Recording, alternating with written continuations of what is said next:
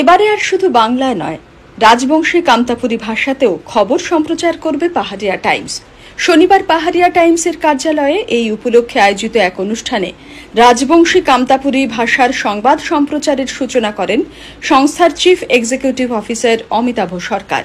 প্রতিদিন যেভাবে পাহাড়িয়া টাইমস বাংলা সংবাদ পরিবেশন করে, ঠিক তেমনিভাবে এবার থেকে রাজবংশী কামতাপুরী ভাষাতেও সংবাদ সম্প্রচার করা হবে।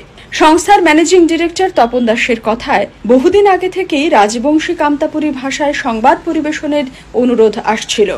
সেই অনুরোধকে মান্যতা দিয়েই শনিবার থেকে রাজবংশী কামতাপুরী ভাষায় পাহাড়িয়া টাইমসের সংবাদের পথ চলা শুরু হলো।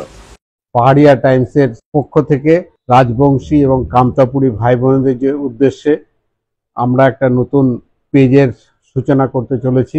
বহুদিন থেকেই শিলিগুড়ি এবং তার আশেপাশে রাজবংশী ভাই বোনদের কাছ থেকে আমাদের কাছে বহু অনুরোধ আসছিল, আমাদের রাজবংশী ভাষায় যদি আমাদের জন্য কিছু করা যায়। আমরা তাদের কথা চিন্তা করে পাহাড়িয়া টাইমসের পক্ষ থেকে রাজবংশী কামতাপুরী ভাষায় আমরা একটা নতুন পেজ খুলছি।